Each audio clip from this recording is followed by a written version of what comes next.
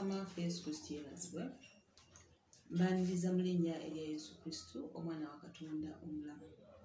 Online church na bonna ababeerako obwoyinza ogamba nze siri wa online church naye nga bambi kuwulira okwaniriza mu kiti kyonna kye weetaddemu mu linnya erya Mukama waffe Yesu Kristo omwana wa Katonda omulamu. Amiina. Olunaku lwa leero tugenda kubanga tutunula mu kitabo kubanga twebuulira nga tuyiga nga twefumiitiriza okuva mu kitabo kya Genesis oba entandikwa. Genesis amasooka entandikwa kisinziira Bayibuli owa gye bagikolera. Amiina. Tugenda kuba mu kitabo kya Genesis omutwe ogwa 50, Genesis chapter 50, and we'll take it from verse 15 to 21. Amiina. Mukama waffe Yesu Kristo yeebazibwe. Omwoyo omutukuvu nongera okukwaniriza jangu gwe kigambo oyogeredde eri emitima gyaffe era tukyusize ddala mukadde kano. Kigambo ono gw'ogenda otugabanyiza olwaleero atukyuse, atulokole, atuzze bujja mu linnya erya Yesu Kristo omwana wa Katonda. Amiina. When Joseph's brother, we are taking it from Genesis 50, from verse 15 to 21. When Joseph's brothers saw that their father was dead, they said, "What if Joseph still bears a grudge against us and pays us back for all the wrong that we did him?" So they sent this message to Joseph. "Before his death, your father left this instruction. So shall you say to Joseph, 'Forgive, I urge you, the offense and guilt of your brothers who treated you so harshly. Therefore, please forgive the offense of the servants of the God of your father.' And Joseph was in tears as they spoke to him. His brothers went to him themselves, flung themselves before him, and said, 'We are prepared to be your slaves.' But Joseph said to them, 'Have no fear.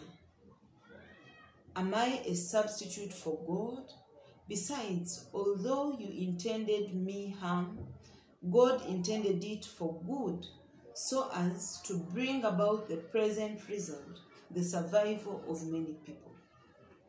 And so, fear not, I will sustain you and your children.' Thus, he reassured them, speaking kindly to them." Amiina. Mukama waffe Yesu Kristo yeebazibwe. Title y'omulamwa gwaffe olwaleero nga bwegambye nti forgive stroke let go. Amiina. Ku mulundi guno tutunuulira Yosefu. Ebiseera ebisinga tutera okulaba Yosefu bannange nga bamukwata banne nga bamusuula mu bunnya. Tumanyi background ya Joseph. Gwatamanyi Yosefu bannaffe abasiraamu ababeerako, gwatamanyi emboozi ya Yosefu ono gwe twogerako, y'omu ku batabanyi ba Yakobo 12. Joseph was one of the 12 sons of Jacob. Eyali yazaalibwa Rachel, mukyala wa Yakobo gwe bayita Rachel. Amiina. Era mu bufunze ebika bya Isirayiri 12 ndowooza be baana bano 12. Jacob muyite Israel kuba Katonda yamukyusa erinnya n'amuyita ani. So Joseph nga ye yava buto nga bamuyita sekalootera ng'alootaloota ebintu alootaloota Katonda ng'amulaga obubaka ebigenda okujja mu maaso myaka mingi nnyo mu maaso. Amiina. N'aloota nga mu birooto bye byonna ye seta oba ye firimu ye kazanyizi wa firimu omukulu. Amiina. So kino ne kireetawo ennugu, obujja, embeera embi wakati we ne baganda be ne bawulira bubi. Yo n'alootaloota, si kye kyokka naye n'ekirala kitaawe yamusindikanga nnyo okuketta ku baganda be. Bakola ki? Bali luddawa? Olwaleero ente bazirundidde luddawa? Magana g'ente n'endiga na biki babikoledde luddawa? Tebalina musango gwonna gwe bazza, bali bulungi. Amiina. So Yosefu nga yabeera genda okebere kati nga ke ka favorite ka kitaawe waako. Okumanya nga kaali ka favorite nga yakakolera ne coat of many colors, that coat of many colors, coat ennungi nga akaagala akaana ke okuva mu mukyala wo gwe yali ayagala. lwekyo gwe baali baagala badde si bwe mwava Yesu mukama waffe Yesu Kristo yeebazibwe. Yesu Kristo Yuda yali mutabani wa Liya. Amina. So that's how favored Joseph was in the eyes of his dad, and this did not make it well for him. This created a lot of envy, bias wakati we ne baganda be abalala. Amina. So ekyavaamu ne bamutulugunya ne bekolamu olukwe ne bagamba kaakati ono omwana tuviire. Abamu gabagamba tumutte Rubeni asookera ddala omwana asookera ddala n'agamba ate mumutta bambi mumusule mu kinnya tugambe nti ekisolo kyamulidde. Ne bamusuula eyo, okumusuulayo ne bagamba tumutunde butunzi taddanga agende akola obuddu. Ne bamutunda. Somehow mu kumutunda Joseph's life got in the hands of the Egyptians, so he went there as a slave, and that's how his sad life started. Kama Yesu Kristo yeebazibwe. Myaka mingi nnyo nga giyiseewo. Yosefu ayise mukomera, avudde mukomera, akoze obuddu, akoze biki. At the end of the day, n'afuuka omukulu mu nsi ey'Emisiri. Mu kulootaloota kwokwo n'okuvunula ebirooto, kabaka w'e Misiri n'amufuula amuddirira. Lwaki yavunula ekirooto ekyali kigenda okuleeta, ekyali kikwatagana ku kyeya ekyali kigenda okuva mu Misiri, ekyeya kingi nnyo. N'olwekyo tukoze tutya, Yosefu n'aleeta pulaani y'akabiri, tulime nnyo, tutereke nnyo. Kaakati ekyeya bwe kinaaba kizze, abantu bonna bajja kuba bagula wano era bwe kyali, and it was very successful na biki. So at the end of the day, Joseph was up there. Family ye yonna okukakkana ng'ekoze eki ng'emugoberedde wa e Misiri. Mukama waffe Yesu Kristo yeebazibwe. Mwekyo ekyeya, during that family ya Joseph n'agiyita n'agamba, they reconciled, they got back together. Family ye negenda okugula emmere ne beesisinkanayo n'abagamba bannange yenze Yosefu ne basanyuka. Kati ate emyaka giyiseewo kitaawe n'afa. Amina. So oyo ye Yosefu gwe twogerako olunaku olwaleero. Mukama waffe Yesu Kristo yeebazibwe. Amina. Oyo ye Yosefu gwe twogerako olunaku olwaki olwaleero. Amina. Kati tutuuse ku katundu we Yosefu kitaawe afudde, baganda bamwetondera nga bagamba batya? Bannange basooka ne beeteesa ngamba ono omusajja ayinza okutuuta nga taata waffe amaze okufa n'atusasuza bye twamukola byonna. Amina. Ne bakola pulaani ne bajja ne bamusindikira obubaka nti taata wo nga tannafa yagamba sonyiwa banno ku lwa Katonda owa Katonda wa kitaawo. Amina. Nabo bennyini ne bajja ne beesuula mu maaso ge ne beetonda. Naye Yosefu, his response was, first of all, he cried. Mukama waffe Yesu Kristo yeebazibwe. This is Genesis bannange temukitya nnyo. Mukama waffe Yesu Kristo yeebazibwe. Amina. So Joseph awulira abaganda be nga bamuzza mu bikadde. Amina. N'akaabawo. N'akaaba nga kimusobedde alaba banne, they are still stuck in so many years back, in an event or events that happened so many years back. Amina. This gentleman has moved on. Bintu bingi nnyo bibaddewo naye baganda be balemeddeyo eri emabega. Amina. So Yosefu kyava abagamba nti bannaye mulowooza nze Katonda. That is verse 19. His brothers went to him. Okay, bamaze okwesuula wansi. But Joseph said to them, verse 19, have no fear. Am I a substitute for God? Besides, although you intended me harm, God intended it for good, as to bring about the present result, the survival of many people. Mukama waffe Yesu Kristo yeebazibwe. Kati ffe tugiramu wa mu byawandiikibwa. Simanyi gwe Yosefu oba oli mu kiti kya Yosefu oba oli mu kiti ky'abaganda ba Yosefu.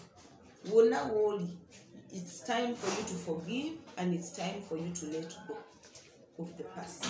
Amina. Why do you need to let go or to forgive? Joseph atunyonyola bulungi n'agamba, do you think I'm a substitute for God? Like, am I supposed to be the one to punish you? Do you think I'm supposed to be punishing you for this? Because punishment is not for me to do. It is God's part. He's supposed to reward your actions. It is God who rewards our decisions. Amen. Our actions, our choices, whatever you do, just know that every choice you make comes with an impact. Every decision you make, everything you do, wabeerawo impact yakyo, wabeerawo reward yakyo. Abavubuka bano ne balowooza nti Yosefu yagenda okubasasula, yagenda okubeesasuza. N'abagamba nedda bannaye, you are wrong, you are mistaken. I am not a substitute for God. I am Joseph, your brother. Amina. Ebiseera ebisinga ffe kennyini, let's assume we are on Joseph's side now. We tend to want to reward negative for negative. Tutera okwagala okurewardinga ekibi, yankola bw'ati n'olwekyo nange ngenda mulaga nti kye yankola nange ngenda mwesasuza. You are not a substitute for God. You are not supposed to be the one that rewards negative decisions, negative actions, negative choices. It is not about you, it is about God. So many marriages are breaking up. Why? Because one of the parties wants to kwesasuza the other party. So many siblings end up being divided. Why? Because one sibling is kwesasuzaring the others. Amina. Parents are in fights. Why? Because one wants to do something against the other because of a past event. Parents and children, abana ne bakyawa abazadde. Waliwo abaana nga toyagala kukwataganira ddala ne maama wo, maama nze kye yankola kibi nnyo, n'olwekyo nange kankole bwe nti, nze kitange yanneegaana, nze kitange yampongayo. But that was his bad choice. That was not your impact. It was his bad choice. Bye yakuwonga si by'oli. Bye yakwegaana si by'oli. They have the right to make a wrong choice. They have the right to make a bad decision. But God has got the right to make you either your life turns around. Oba kitegeera kye njogerako, katugeze nti omuntu nakwate emundu nakuba essasi munne amutte. Amen. That is their bad choice. It's their bad decision. Nti njagala kutta gundi, n'olwekyo kangalule ejjambiya mukole ki? Mutte. Naye Katonda yasalawo ono gwe batemye oba gwe bakubye essasi afa oba tafa. In some cases waliwo ze bayita attempted murder. Oli yayagadde okutta naye ng'omuntu gw'abadde ayagala afe takoze eki? Tafudde. Ojja kwagala okwekasuka gwe kennyini wette. Amiina. Naye Katonda yasalawo oba ofa oba tofa. Gw'oyagadde ofe n'ogula akatwako n'okola buli kimu n'ogula omuguwa gwo n'ogweteeka mu bulungi ne bakusanga ng'okyakikiitana n'akatebe. God decides whether you die or you don't die. Even though you made your wrong choice, you made your wrong decision, your bad decision. Kama face kustiyebazibu. Kati tolowooza nti kiri gwe gy'oli gwe Yosefu gwe yeetadde mu kiti kya Yosefu. Manye ebiseera ebisinga twagala nnyo okweteeka mu karakita z'abalungi mu story. Kati nze tulinga ba Yosefu bw'oli abakusobezza olinga Yosefu naye nga gw'oyagala kusasuza banno. Mukama waffe Yesu Kristo yeebazibwe. Kati okuva na leero jjukira nti it is time for you to let go. Joseph let go. Joseph understood who was behind what the others looked at as a bad act. Baganda be bo baali bakyakitwala nti twamukola bubi nnyo n'olwekyo ayinza okukola ki? Okutwesasuza. Naye Yosefu ye ng'agamba, besides, even though you guys meant harm, God intended good. This is the reason why whatever you did happened and I got to Egypt. Because people had to survive, I don't know, 30 years later, 50 years later, people had to survive this famine. And it had to be me. God chose me to be in charge of this strategy. So stop blaming yourself because you did all the wrong things you did in your mind. It was God's way of getting me to Egypt. Come out face with tears. It was God's way of getting you to know how to pray against bigger things, not to pray against thieves. Come on, ababite bakonkona kulibirwa ngolwalero teka mwezi waliwo eddogo erisukka ku babbi, waliwo attack ezisukka ku gwe kyosabira bulijjo tusabe nga tugenda okulya emmere Mukama, emmere gye tugenda okulya ereeta amaanyi okukola byoya. Waliwo wootuuka nga you need to fight against principalities. You need to fight against big authorities of the dark world.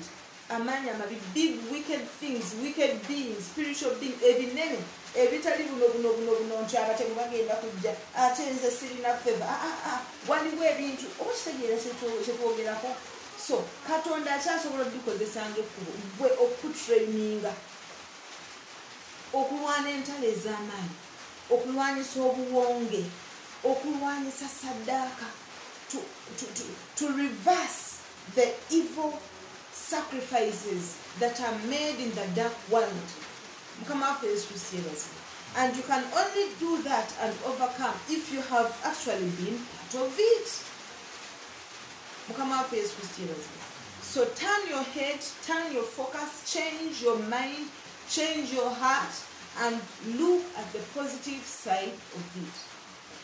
Do not start looking for a chance to revenge against your dad who yakuwongayo, yakwegana, or your mom who did whatever they did, or your siblings, your sisters, your brothers who did whatever they did. It was not what they did. It was God.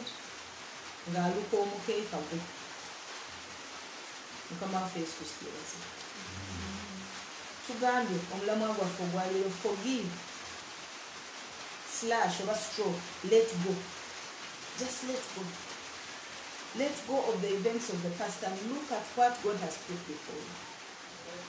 Ekyaliwo kikuyambye kitya, kikutaddewa.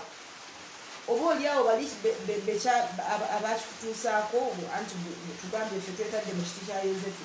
Bali banno Bajuda, Barubeni, Ishaka, Badani, all those who worked against you to make sure they got you to Egypt, to make sure they sold you off to slavery. Bochiba positioning Luddawa. Amina. When we read the Bible, it does not talk about how Joseph cried when he was sold off into Nakaba, and then he was sold off and he cried. It doesn't talk about how he cries during all those times of struggle. He cries when he sees them. When he's revealing himself to them, you people, I am Joseph. He could not hold it anymore. He cries. Then here he cries when this moment comes. Even though those tears could have happened, those nights of family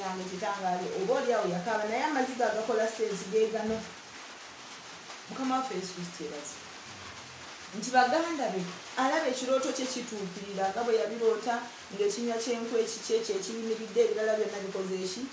Wano Bible tugambye and they all threw themselves down, and this was not the first time. Ne baali bazze okugula emmere bakola ki, they did the same thing. Ng'ekirooto kye kiddiŋŋana kituukirira like more than once, and God had revealed it all, and that emotion brings about tears. The emotion that is God generated is not like any other emotion. Oh, she chucked me, so I feel bad. Oh, he did I feel emotion. One way into Katonda later of realizing and be like, oh my God, this is what it meant after all. Mukama face to see it. Katigwayagala okuwolera bakita kuwolera gwangu. Soko kakane tuzania. It was not your working. It was not your brain behind everything that happened. It was the work of God. It was the will of God. You come out face to steal. You woman who wants to leave your home just because your husband yanswaziza mu kika kye ensobi zange zonna nazikola ki nazogera nga baganda bwe bali batata abantu bonna bwe bali nange neŋŋamba sijja mwetondera bagenda agende 2 years after agamba kakati akomawo atya nemugamba kakati singa wamwetondera luli your husband would not have fathered the kid outside. You gave him time to give birth. Kati ate bw'anaakomawo ate oli omwana kwanza kati olaba if you had come down the other time and put your pride aside and say I am sorry even if it was you hurting okitegeera kati if you let go it is going to save you a whole lot of trouble. Kikutaasa gwe mmeemeeyo ate kikutaasa n'ebintu ebirala oba oliawo ebyandibaddewo okucyankalanya amakaago okucyankalanya relationship yo ne baganda bo okucyankalanya relationship yo ne bazaddewo okucyankalanya emirimu gyo. Just free yourself. Mukama waffe Yesu Kristo yeebazibwe. Just let go of what happened. Kituufu baabikola naye si be baakola. Olinawo kati nze banneegaana kati kakirabe nti nasoma nenvaamu kati olaba wendi intention ekyali emabega w'okusoma gwo ng'oyagala kulaga kitaawo nti oli wakabi kati olunaku lwaleero oli wakabi. Katonda yakikozesanga ekkubo ye yali motivation kakkana. Mukama waffe Yesu Kristo yeebazibwe. Abaana bano balina eŋŋombe egamba nti neebaza omulogo wange amiina tisinga teyandoga singa saakola ki singa simanyi kukabowa singa simanyi kusaba singa simanyi bye mmanyi. Mukama waffe Yesu Kristo yeebazibwe. Now if we take the other side of the brothers to Joseph, they also need to let go. Katugeze nti tuli ku side eri the offensive side. Now we have been on the side of the offended. And we so much want to carry out revenge. And we so much blame the others. And we so much think we are the victims. You are not a victim. You are not a victim. They think they made you a victim, but in actual sense, you're not their victim. In everything that happens, you're either God's victim or you're not a victim at all. You're a student, you're learning lessons. You're learning trust lessons. Learn that too much trust is not good. You are a student. Amen. So that is on the side of the offended. Kati betudda ku side ya ono offending abanne oba bano baganda ba Joseph. Era nabo bali staka mu events of the past. Nga balowooza nti be bamutuusaako ki obulabe. Mukama waffe Yesu Kristo yeebazibwe. There are people who are living with a lot of guilt today. Singa saakola kino singa oba oliawo kiri bulayo. Singa saayogera bwe nti oba oliawo kyandibadde kitya kyandibadde bulala. Mukama waffe Yesu Kristo yeebazibwe. Yenze n'abawaani sisobola na kuddayo mutunula entya mu maaso nze namukola bweti kaakati laba abaana be bavuddemu kaakati ate nze omumba ngenda ate vaayo. Mukama waffe Yesu Kristo yeebazibwe. Weewaawo gwe wabikola n'omutima kanguyita omubi inkozi wabikola n'ekigendererwa nkiyita kigendererwa wabikola n'ebigendererwa ebibi. Whatever you did, you had bad intentions, you had evil intentions, oba you were misled into making the wrong choice, a wrong decision. Mukama waffe Yesu Kristo yeebazibwe. Mistakes happen. Stop blaming yourself. Your entire life recover. Mukama waffe Yesu Kristo yeebazibwe. You woman who left your children and went to kuba kyeyo ezadde abamu otya n'okomawo mu baana be nzireyo ntya bannanga abaana nabaleka bato komawo wesetinga okole ki okomewo. Put your guilt aside. Kituufu oba oliawo wakikola with a bad intention nti nze abo abaana nakoowa ne kitaabwe bonna ne mbakola ki n'onobalumu nga lwa mugaso n'obasuulawo ne kitaabwe wezza engulu. Kituufu bye wakola wabikola naye yali nsobi. Ebigendererwa byo yali nsobi. Oba oliawo bye wakola teyali nsobi kubanga Katonda ate yakikozesa okusitulamu ekirungi ekirala. Katonda yakozesa okulekawo kw'abaana bo ne banyiikira. Mukama waffe Yesu Kristo yeebazibwe. Ne bafuba nnyo basome bafuuke ab'omugaso such that they come back to you and say okay, we are the kids that you left behind, now we are here, we are ministers, we are something. Wabalekawo ng'olowooza olina ekigendererwa ekirala naye Katonda yakikozesa ng'engeri ey'okubagyamu amaanyi. Katonda yakikozesa ng'engeri ey'okubayigiriza okusaba. Katonda yakikozesa ng'engeri ey'okubakonectinga ku kabaka. Gwe mwamutunda ne mulimba ne kitaawe nti omwana yafa. bagamba Yakobo nti Yosefu afudde ne coat of many colors has been torn apart by a beast. Bambi. Poor Jacob lived so many years thinking that the son had died. But in actual sense, it was a way to connect Jacob to Pharaoh, to the king, to being the second in command of the entire country, or region of Egypt. So stop living with the blame. Forgive yourself, repent, and pray to God perhaps that such decisions don't happen again in your life. That you're not the name behind such characters. Because of course at the end of the day people will always look at Joseph as the star, not these ones who sold him out. These ones are always the bad ones. So pray that your name never comes again or never appears amongst the people who are the bad ones. Forget. Put it aside. Repent. Moyo wa Katonda wajjiramu nti kyonna ekikulowoozesa nti gwe mutuufu mu kulumya abalala ekyo ekikulowoozesa. Joseph had done nothing to these people. Teyababba, teyabatta, teyalwana nabo, but the way that so much emotion grew to push them to the extent of selling this guy out. Ne baagala okumutta omuntu atalina kyakukoze n'otuuka okuwulira nga emmeme eyo eri okay with killing them. Like you just find, if I had a gun I would put them to death. Singa mbadde nsobola nze nandikatuze, and your spirit is okay with it. There is an evil spirit behind that okaying with that kind of decision. And that is how, that is when, that is why you should consult the Holy Spirit. You should implore the Holy Spirit to intervene and get rid of that evil spirit. Mukama waffe Yesu Kristo yeebazibwe.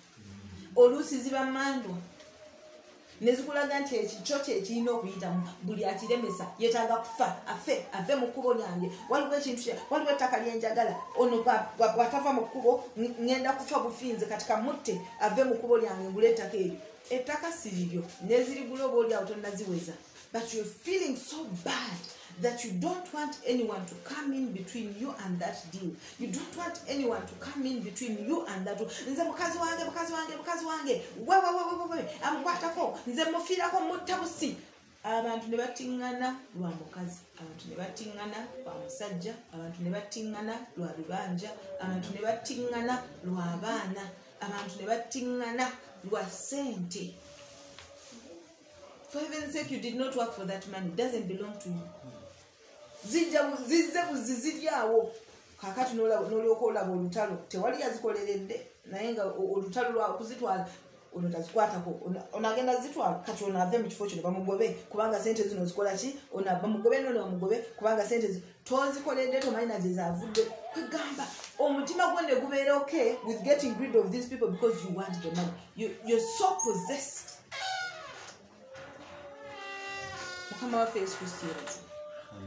So before even you start wanting to let go and to forgive yourself, first of all, if you're not yet there, pray to the Holy Spirit that you never get there.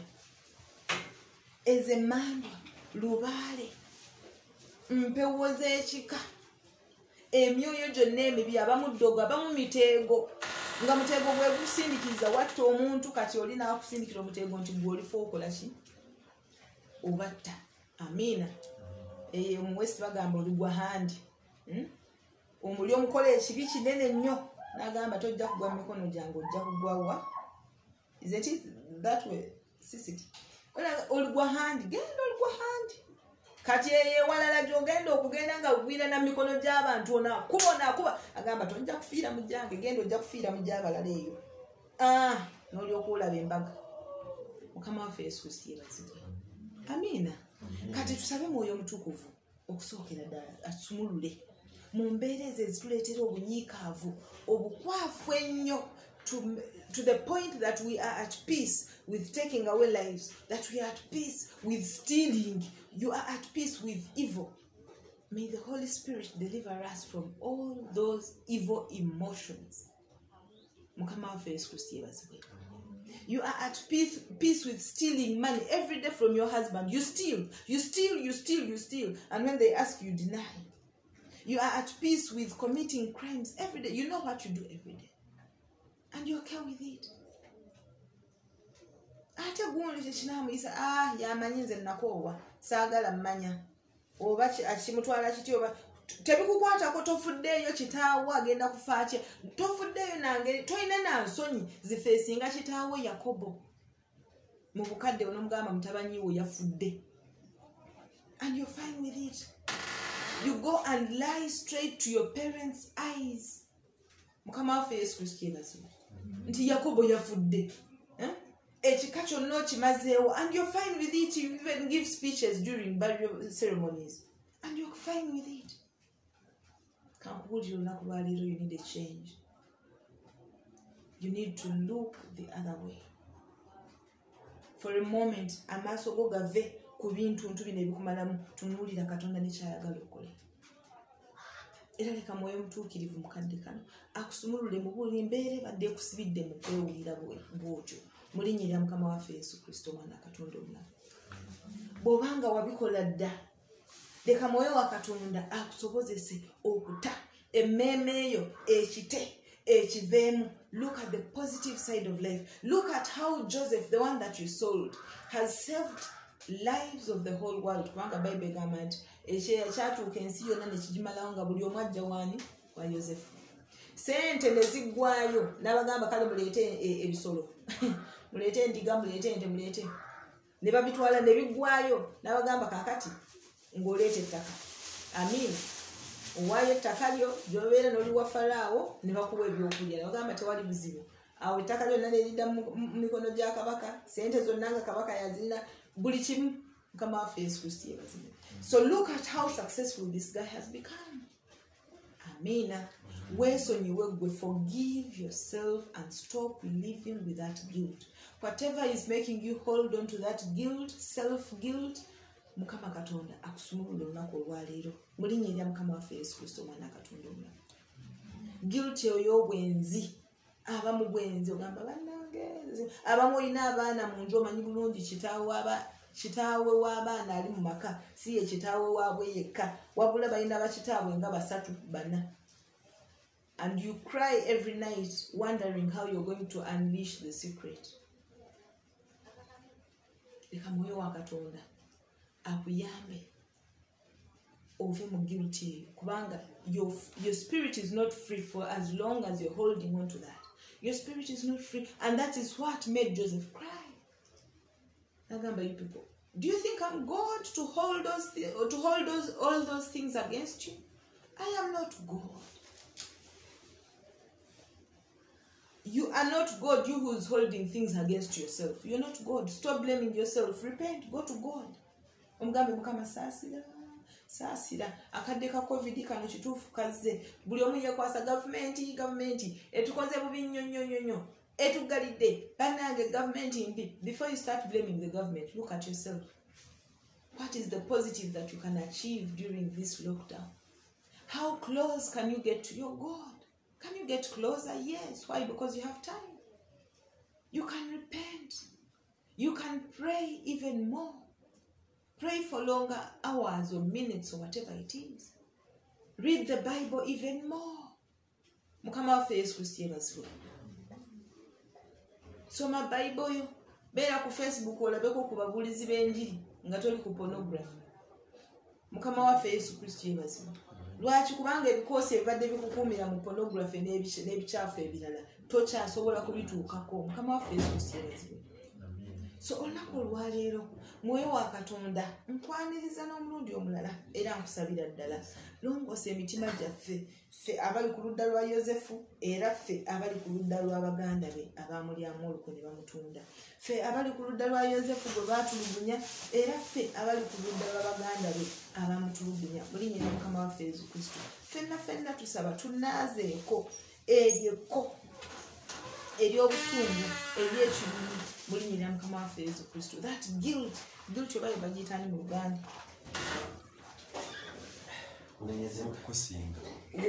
gunsinze naye ate n'ogwesingisa n'osigala ng'okyagukutte ng'olinga agamba nti ng'omusango kyagukutte naye ng'ogamba gusinze naye ng'okyagwekwatiddeko. Amina.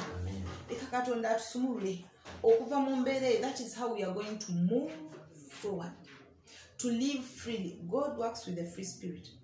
Nga tolina kyokutte gwe weerabe nga gwe nga bw'oli n'emwoyo gwe bw'ofaanana naye mu mwoyo you're still holding on to a lot of people, a lot of things. This one did this to me, this one did this one. You're here in the physical, you're moving freely, but your spirit is holding on to a lot of people. Ono yanziba, ono yanvuba, ono yagamba bwati. You're very, as if you have so many hands and you're failing to move forward just because you're so heavy. You're so heavy, you cannot move. Drop them so that you can feel light and then you move easily. For as long as you're still holding on to them, you will never see success. You will not move forward. If you're struggling to move forward, you would be moving faster than you are. If you can drop those things that you're holding on to, if you can drop the grief, if you can drop the anger, if you can drop all those bad memories, just drop them. With the help of the Holy Spirit, drop them.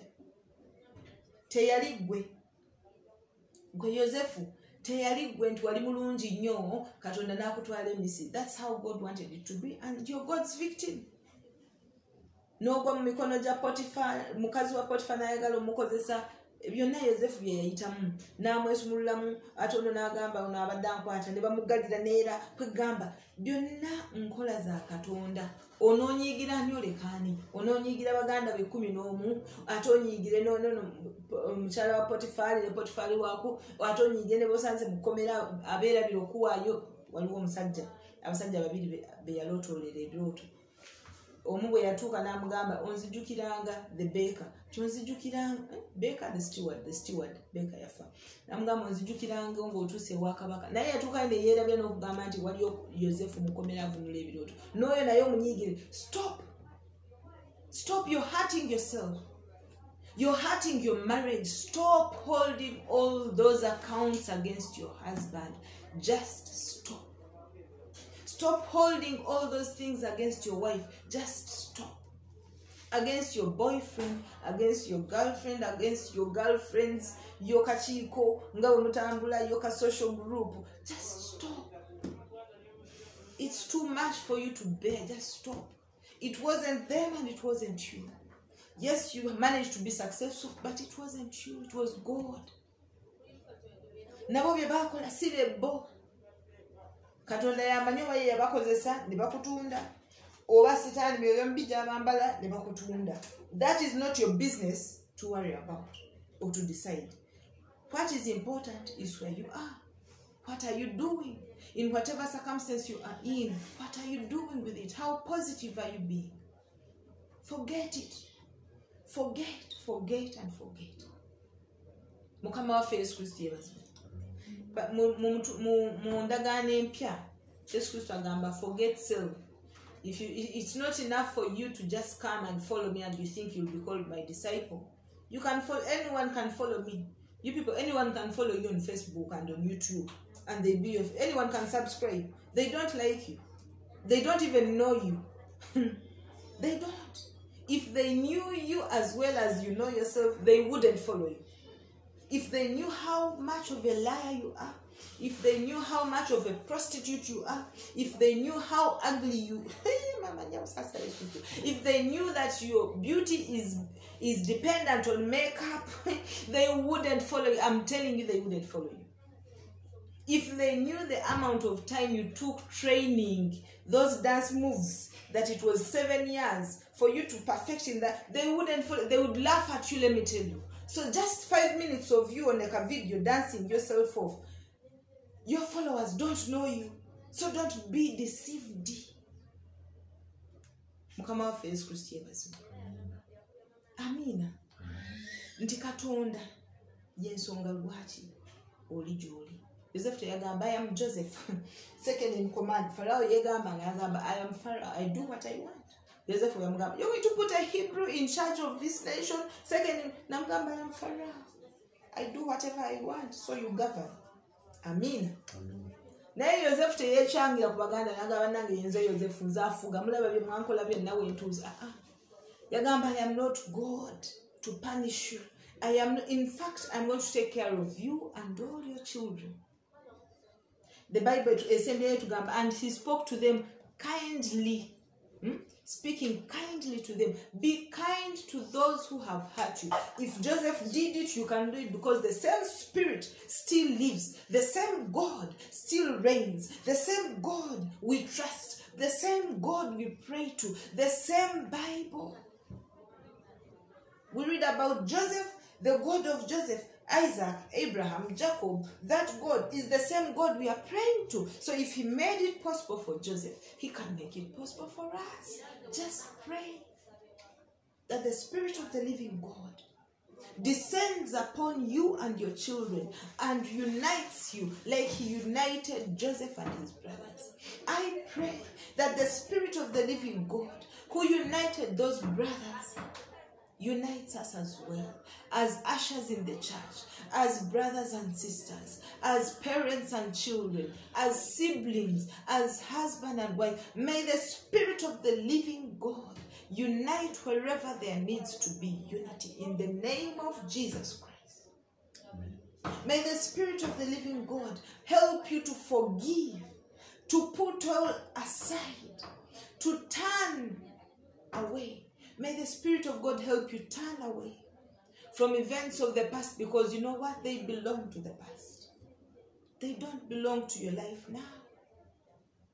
They are just bad memories. They are memories. Yes, they happened, but they are memories. They are facts, but they are not the truth. Yes, they happened, but truly they shouldn't have happened. If they happened, yes, they were supposed to happen. So live with it. Be okay with it. Find yourself being okay with it. If you can't, then invite the Spirit of God to make it possible, because the Bible says, is anything impossible with me? Katonda akubuuza nti waliwo ekitasoboka, waliwo kyesisobola kukola. Bwe mansobola okunyeenya ensozi, bwe mansobola okuzimbukusa ettaka, gye muyita earthquake, Rift Valley formation, ettaka ne livaayo ne lidda wali ne wabeerawo ekiwonvu. Bw'abanga Katonda asobola okukola bwe biti ebirabikako, olwo ate ebitalabika asobolera ddala n'okusingawo. Leka Mukama Katonda, omwoyo wa Katonda nkusaba, ojje okole ebitalabika mu mitima gyaffe mu linnya lya Yesu Kristo omwana wa Katonda omulamu.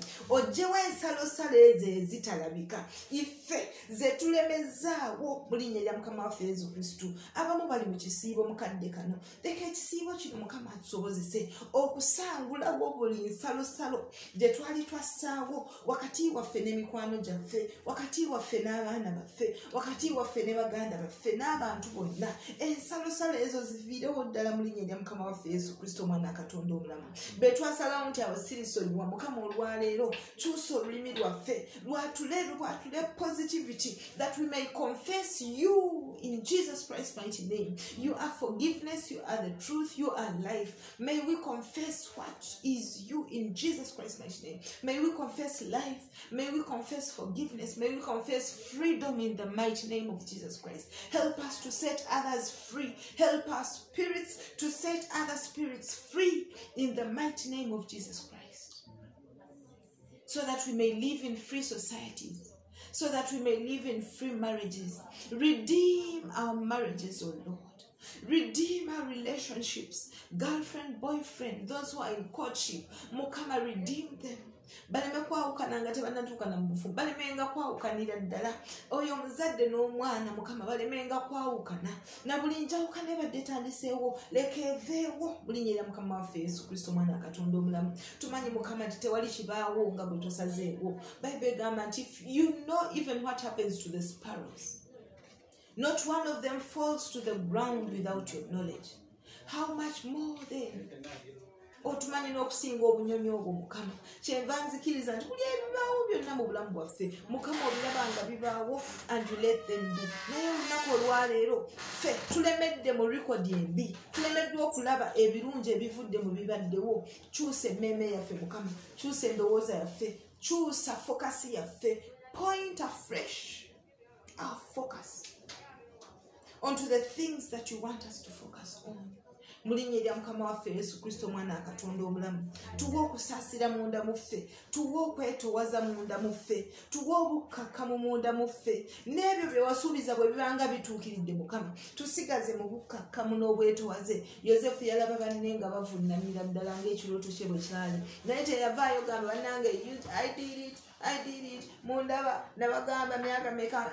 Olunaku olwaleero Mukama tusigaze mu bwetowaze, tujjukire nga bulijjo nti it is all because you planned it.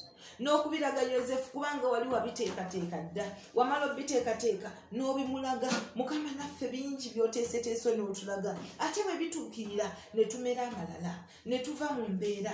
Mukama otukakkanyanga Taata, tuwe okwetowaza, tukakkanye tufuula abato mu maaso go, mu linnya lya Yesu Kristo Omwana wa Katonda omulamu. Tusobozese okulabirira bannaffe nga Yosefu bwe yasuubiza n'agamba I'll take care of you with your children. I will be kind to you regardless of the fact that so many years back you were not kind to me. It's time for kindness now. Back then it was not time for kindness. Now is the time for me to be kind. Let me be kind. Allow me to be kind. Mulinya Yesu Kristo Omwana wa Katonda omulamu. Naffe ffenna ababadde bakakanyadde emitima nga tulemesezza bannaffe okubeera kind to us. Taata tukakkanye mu linnya lya Mukama waffe Yesu Kristo Omwana wa Katonda omulamu. People want to come out and do good to us. Naye we keep on blocking them. Father Lord, let that blockade be done away with in the mighty name of Jesus Christ. Leka buli muziziko ffe gwe tubadde tutaddewo guveewo mu linnya lya Mukama waffe Yesu Kristo. Let your will be done in the mighty name of Jesus Christ. Let your will be done in the mighty name of Jesus Christ. Let you be the way in our lives in the name of Jesus Christ. Let you be the truth in our lives in the name of Jesus Christ. Let you be the life that springs out of our hearts. The life that sprang out of Joseph to the world, to his brothers and to the entire world. Mukama naffe olwaleero, let life spring out of us to our brothers and to the world, to our friends and to the world, to our people and to the whole world. In the mighty name of Jesus Christ. Father Lord, let your will be done. Leka okwagala kuggwe Mukama kukole. Kukole mu linnya lya Mukama waffe Yesu Kristo Omwana wa Katonda omulamu. Webale ayi Yesu Kristo.